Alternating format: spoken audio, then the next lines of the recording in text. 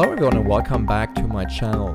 This is now part 2 of the Houdini tutorial where I'll be showing you how to create viscous fluids, and this is kind of the effect we're going for. So in the previous part I was showing you how to set up the particles random viscosities to create this kind of thickening effect, and in this part we will be continuing on creating the mesh of that and how we can actually transfer those attributes over.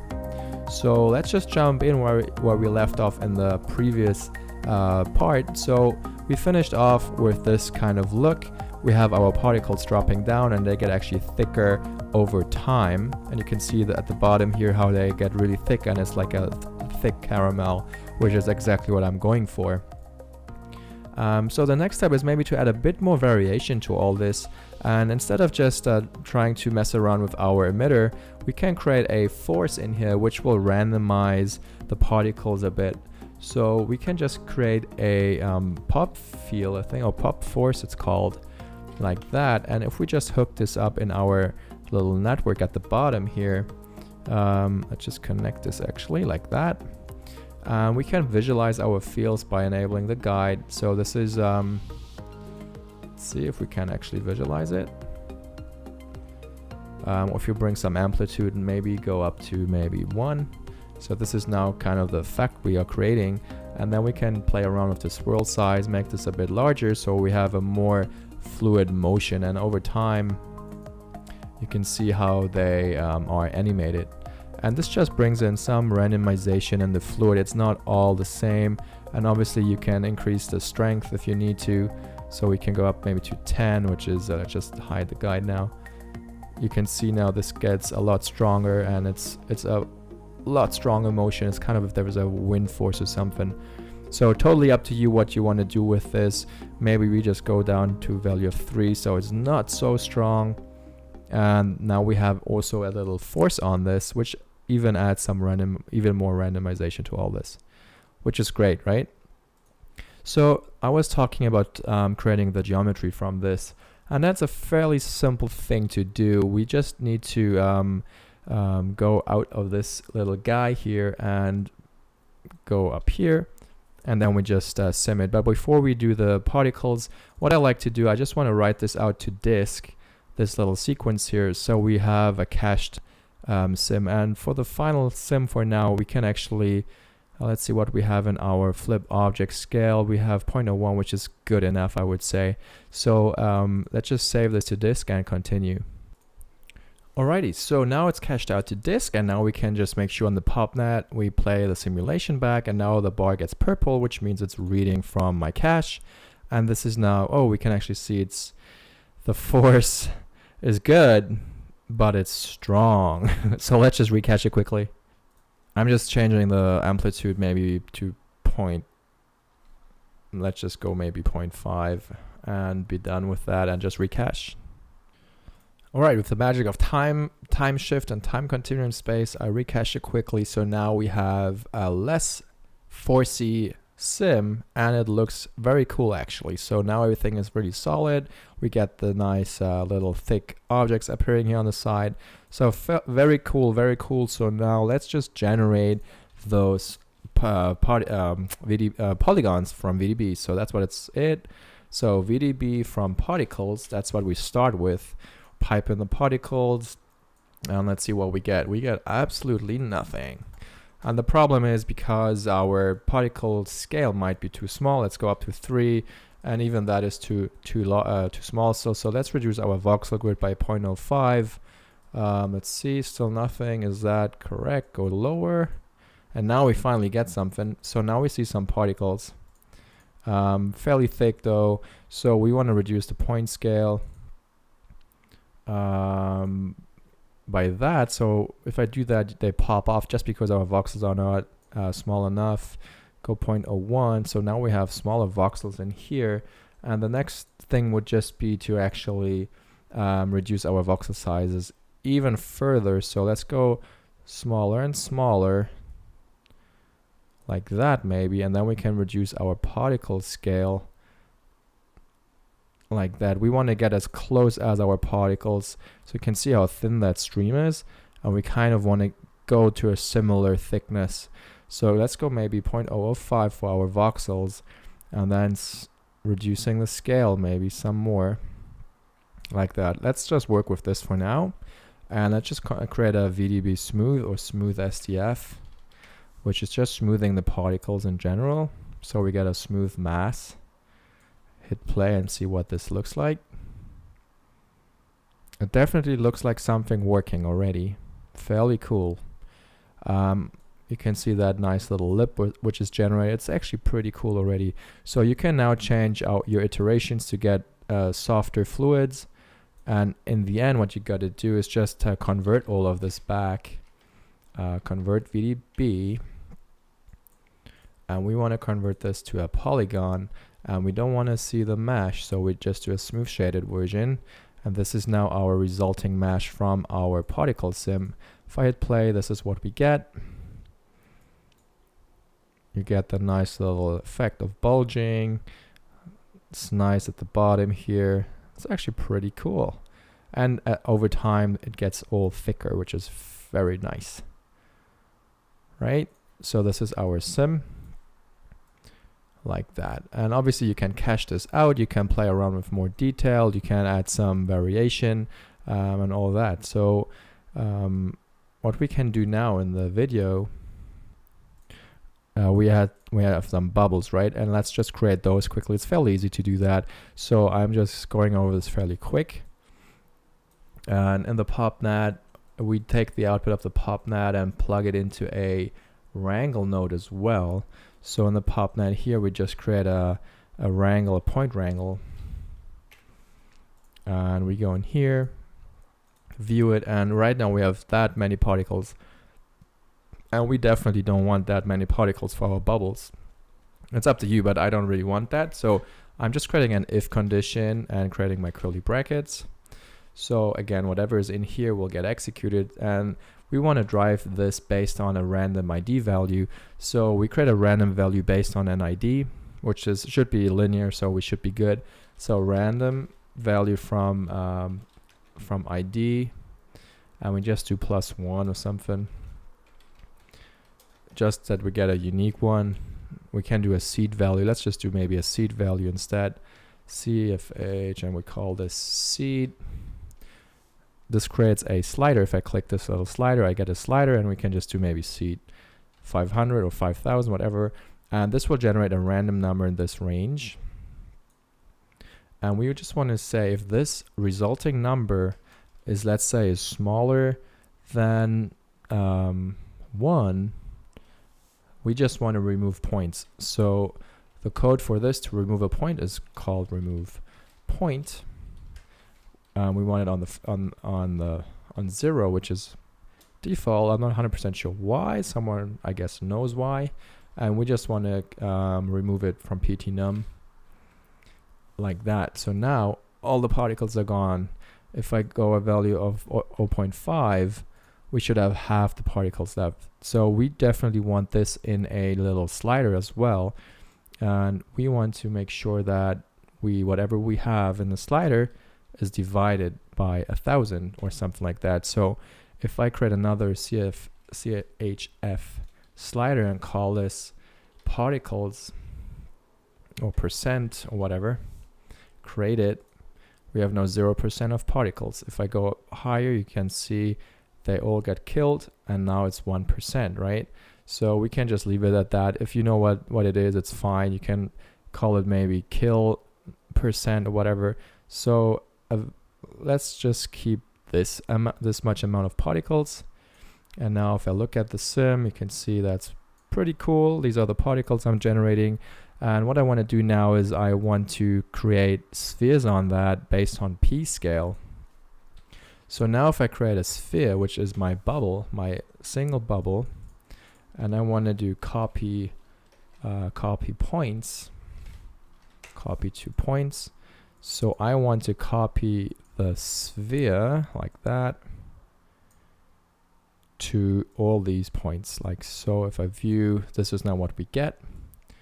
And now I want to have random sized spheres. So once again, in the point wrangle, I can just randomize the P scale So f at p scale is 1 large particle. So I want a random particle number. So we can do the same random seed up from the top. And we do a random particle ID, and we base it off the seed maybe +1. So now we have a random ID, and we can fit all this into a range which we like. So we do fit 01, our value which is calculated, and we want to fit it in a range of maybe 0.01 to, let's try 0.1. So this is now our unique particle sizes, and you can see they are fairly large. So let's just go lower and divide them both by 10. Let's see what we get. Now we have thick and thin particles living together in the fluid sim.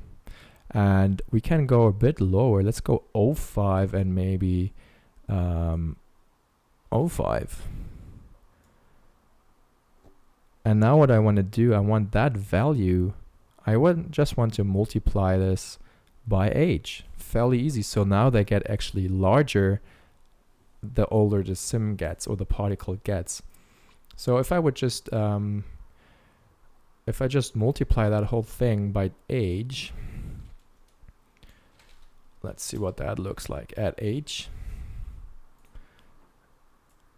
So we almost, because age starts at 0, we don't have anything, and then the particles grow out of nothing, and then they grow until they're fairly large. And you might want to like it, but maybe not. So what you can do, you can obviously, again, you can just fit it into a range which you like. So you can just, or you can clamp it to a certain value.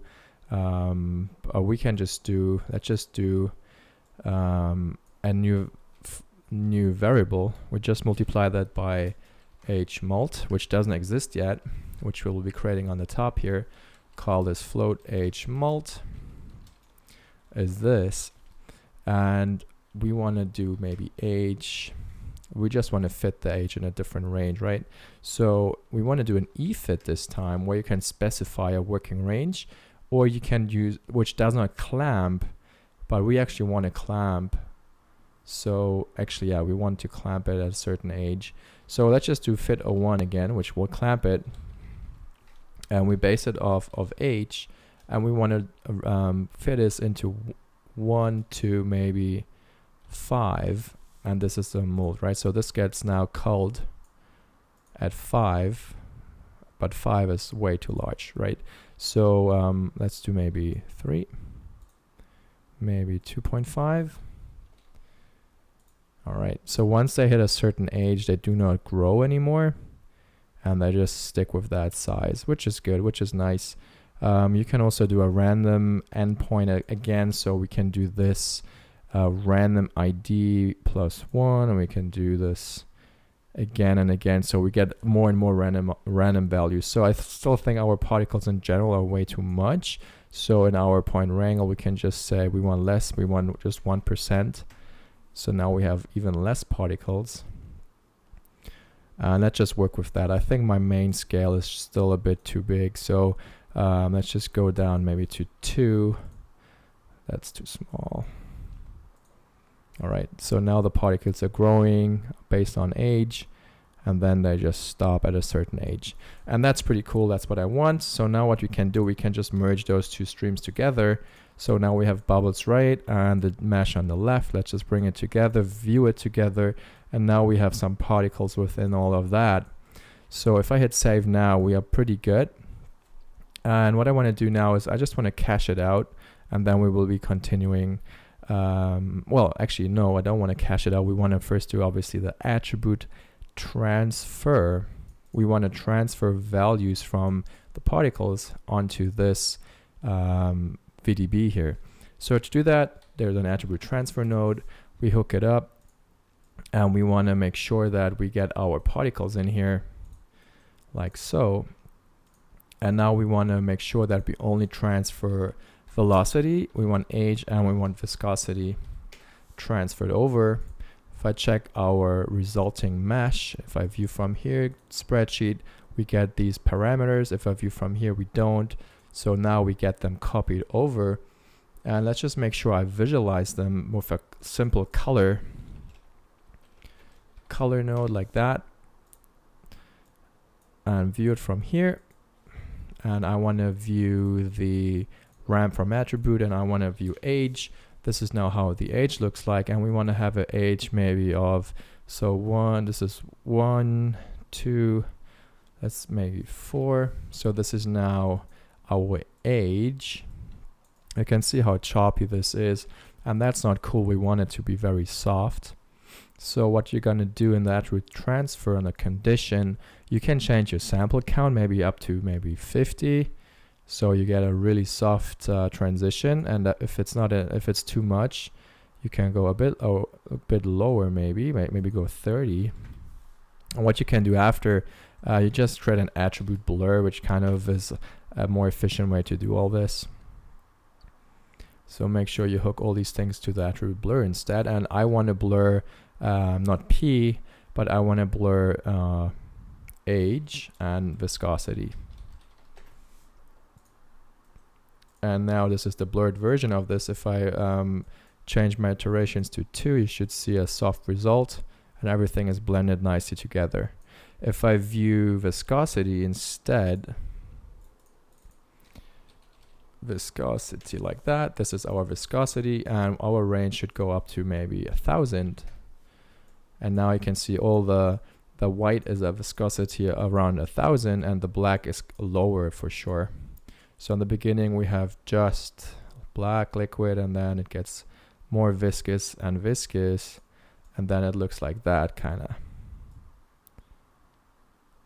And it's a fairly smooth transition, and this is perfect for the shader, right?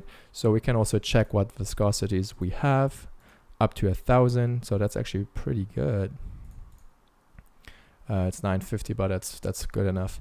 And yeah, so now our particles, or our resulting mesh, has those attributes applied, and we can read CD, we can read viscosity, we can read all of that now based on the particles or on the geometry, and read that from the shader.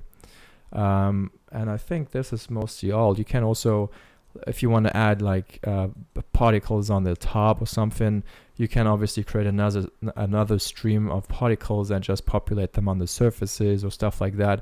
So you have quite a few options to get all this done. So this is now our mesh, which we have right here. And yeah, let's just hook up the shaders, and then we continue working on this. So we obviously have our liquid. So what I want to do here, let's just first hit Shift W and go to my shop, which is my materials shop, and I hit ASN for Arnold Shading Network, and I'm creating a liquid shader. I hit it, I copy maybe, or Alt drag it to be bubble shader. Alt drag it one more time to be a this is our shader ball, so just call it ball internal or something like that, and ball like that. And these are all the 4 shaders I will be needing. So in the object level within the collision on our shader ball, I can add more details to this. So I can actually I didn't add the screws to my sim. Well, it doesn't really matter, I think. So I added the screws and the seams, and I want to have a shell material, which is the ball exterior. I want the same shader, yeah.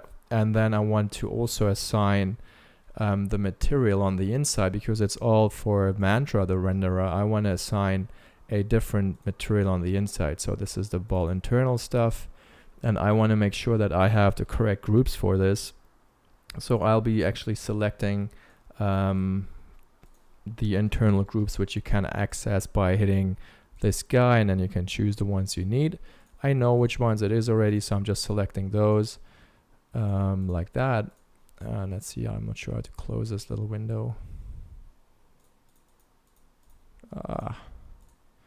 No, it's there forever. There we go. Okay, So now we have those materials applied. It applies it to this with this shader. And then I have my liquid and my bubbles. So in my objects, again, I go to the emitter tab, and I want to make sure that I assign a different material for bubbles and a different materials for the geometry. All right, so this is now hooked up. So here's my bubbles. They get the bubble shader, material, bubble, and these guys get the shader liquid. So now my shading networks are hooked up. And the next step would obviously be to create those shaders within. Obviously, here's nothing in it except our output. So for the liquid, let's just create the surface shader. And we want to hook this guy up. We can copy it, go to the bubbles, paste the bubbles. Oops. And then we do this for the internal stuff as well.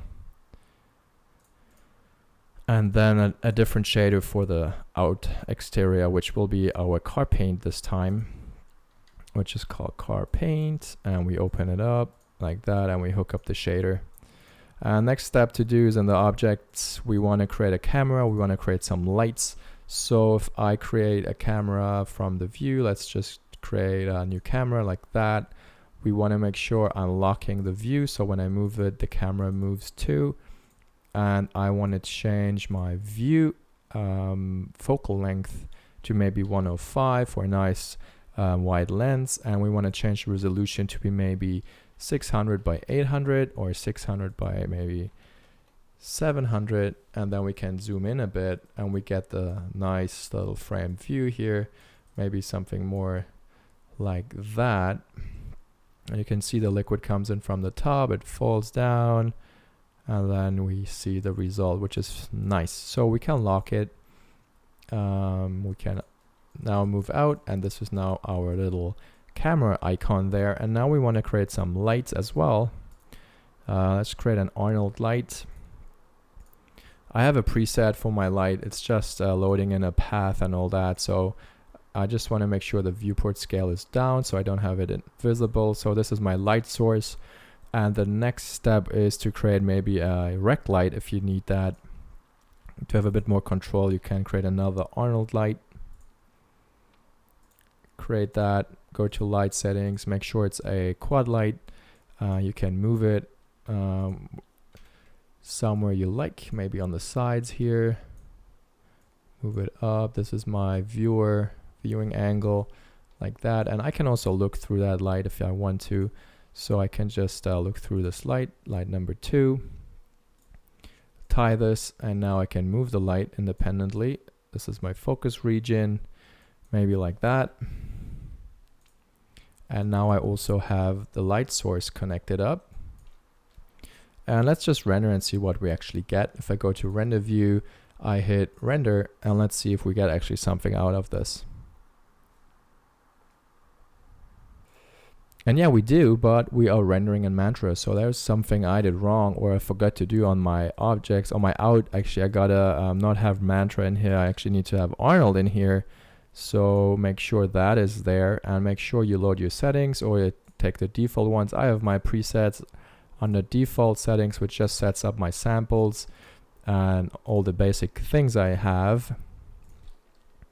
Let's just render again and see what we get now. There we go. Now we have a shader happening.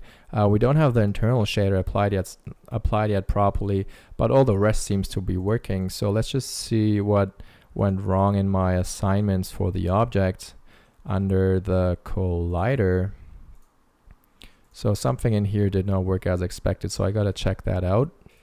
Yeah, it keeps happening to me all the time. Wherever your view thing is, from there it's the render setting, or from there it's being rendered. So make sure you select the correct one. And now, hopefully, we get it. So now we have it actually rendering. Let's just hit D to hide my borders. And this is kind of the look I'm going for. We have our rec light. If I go to my Arnold light 2 and I change the exposure, You should be able to see the light now happening there. We can move our HDR if we need to. So lots of options to rotate this, maybe by 10. You can see we're rotating the HDR now. So we don't want to focus on lighting that much in this video, so I'll just keep them to the side maybe, and this should be good enough. Like that. We can actually move our rec light to the other side. Let's see what that does. So let's go light 2, and one more time look at that.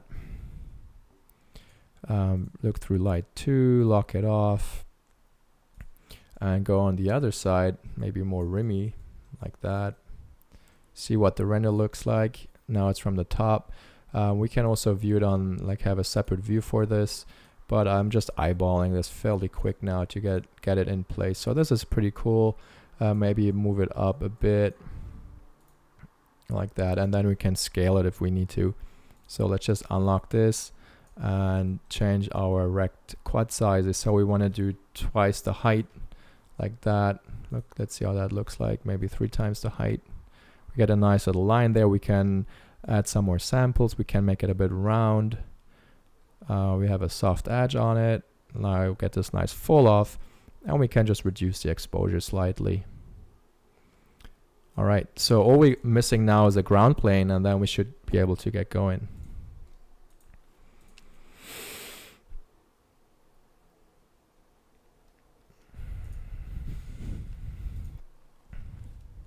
So let's just create a box for the ground plane. It's fairly quick to do.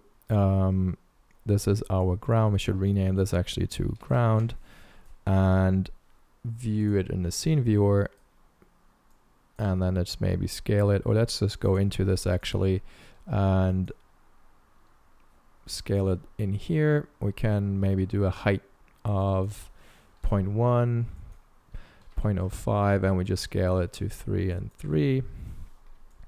And make sure we actually move it down a bit using the enter key. You can just move it down so it's locking to the floor. And if I want again, or what was it, 1, there we go. So now we just have that in place, and we can look through the camera. Actually, I'm not sure how to look. Anyways, let's just go up, and now what you do, you create a new shader like that, and we just do another ASN network and call this ground, and in here we create one last surface shader like that, hook it up, and that's all we gotta do. All right, let's give it a test, render view, and let's start the render. We don't have the liquid yet, right? Oh, and I didn't assign the shader yet. So this time for the ground, I don't need to go actually and create a material. You can do it right on the geometry level, because I know there's nothing fancy in this guy. So on the render, you can just choose it right here. Double click this guy. So now we should have the render in place. We also want to move the box slightly. We want to rotate it maybe by 10 degrees. Does it not update? I don't think it does. Okay. Okay, that's too much. Maybe 35. I just want to have a kind of straight horizon line here. Wow, it's more tricky than I thought. Yeah, maybe 15, and then we're good. And this is kind of the ground plane situation. Okay, I'm definitely struggling. Let me just align that quickly. If I view through the camera 1, and I just rotate this. Let's try again. All right, straight line here, perfect. Go to render view, render, and now we should have a straight line right there.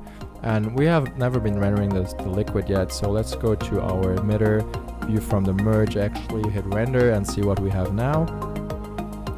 And now we have the liquid on top, so that's perfect. And now we can actually start all the shading. So I will move the shading to the next part of this tutorial, just because it has been going on a while already. So thank you guys for watching this, and if you want to follow along in this tutorial, all the scene files and are uploaded on Patreon, so be sure to check it out on the resource files tier, which you can subscribe to, and you get all the source files, and not just for this lesson, but for all the ones I do for Maya and for Katana and for Houdini. So it's actually a good value for what I'm offering. So thank you guys, and I will see you in the next part.